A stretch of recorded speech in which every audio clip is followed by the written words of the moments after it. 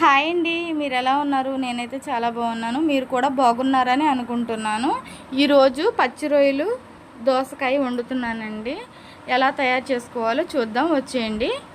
నేనైతే పెట్టుకుని సరిపడా ఆయిల్ పోసుకున్నానండి. ఆయిల్ పోసుకున్న తర్వాత నేను 2 ఉల్లిపాయలు 4 పచ్చిమిరకాయలు అయితే కట్ చేసి పెట్టుకున్నానండి. ఆ 4 పచ్చిమిరకాయలు అన్నవి కట్ చేసి పెట్టుకున్నవి వేసేసానండి. అవి మగ్గుతూ ఉన్నాయి. నూనెలో మగ్గపెట్టుకోవాలండి. నూనెలో మగ్గపెట్టుకున్న తర్వాత అవి అయితే కొంచెం వేగిపోవాలి.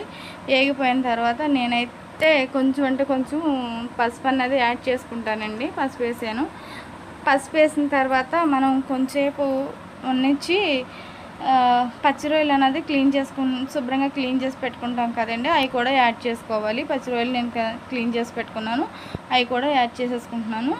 అవి యాడ్ చేసేసుకున్న తర్వాత అవి కొంచెం మంట తగలనివ్వాలండి. ఒక 2 నిమిషాలు ఉడకనివ్వాలి. ఉడకనిచ్చిన తర్వాత మనమైతే దోసకాయ వేసుకున్న తర్వాత నేనైతే ఈ పచ్చి రొయ్యలు దోసకాయ అన్నది రాదు అని నేనైతే చెప్పట్లేదండి. కాకపోతే నా స్టైల్లో ఎలా వండుతాను అన్నది చూపిస్తున్నాను.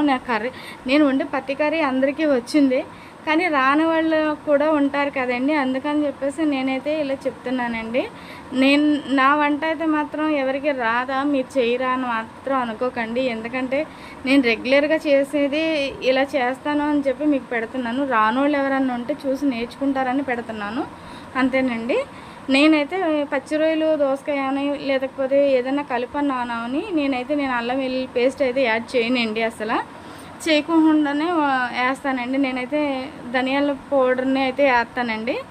లాస్ట్లో ఎల్లుల్లిపాయలు ధనియాలు దంచేసి అయితే మాత్రం వేస్తానండి. ఇలా వంకాయ వేసిన లేకపోతే చికెన్ వేసినా ఏదేసినా సరే నేనైతే అల్లం వెల్లుల్లి పేస్ట్ అన్నది యాడ్ చేయను. ఎందుకంటే అలా ఆ స్మెల్ నాకు నచ్చదండి. ఈ కలుపు కర్రీస్లో నేను అల్లం వెల్లుల్లిపాయ వేస్తే మాత్రం నాకు నచ్చదు. అందుకని చెప్పేసి నేను మసాలానే ఎక్కువ ప్రిపేర్ చేస్తాను. అల్లం వెల్లుల్లి పేస్ట్ అన్నది వేయనండి ఎక్కువ.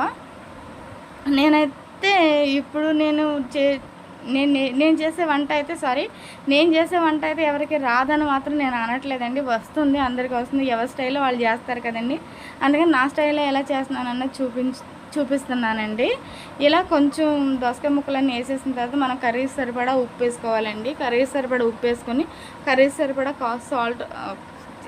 కారం వేసుకోవాలండి. కారం వేసుకోవాలి. కారం వేసుకొని ఒక 5 నిమిషాలు మాత్రం నేను ప్లేట్ పెట్టి ఉడకబెట్టుకుంటానండి. ఎందుకంటే ఉప్పు కారం పట్టాలి కాబట్టి నేను ఒక 5 నిమిషాలు అయితే మగ్గనిస్తానండి. నేను చికెన్ అయినా సరే ఏదైనా సరే అలాగే చేస్తానండి. అలా అని చెప్పేసి నీసు వాసన వస్తుందని మాత్రం అనుకోకండి, రాదు.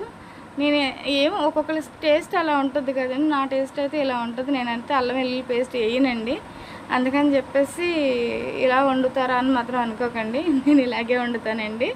అయితే నాకైతే చిన్న రోలు కనిపించలేదండి. 4 వెల్లుల్లి రెబ్బలు వలిచేసుకొని కొంచెం ధనియాల పౌడర్ని నేనైతే పప్పు గుర్తు మెదిపేసుకున్నానండి. ఎందుకంటే నాకు టయానికి దొరకలేదు కదా, అది వచ్చే వరకు వెయిట్ చేయాలన్న ఆలోచన అయితే నాకు ఉండదు. నేను ఏది ఉంటుంది కవర్ చేసేస్తాను.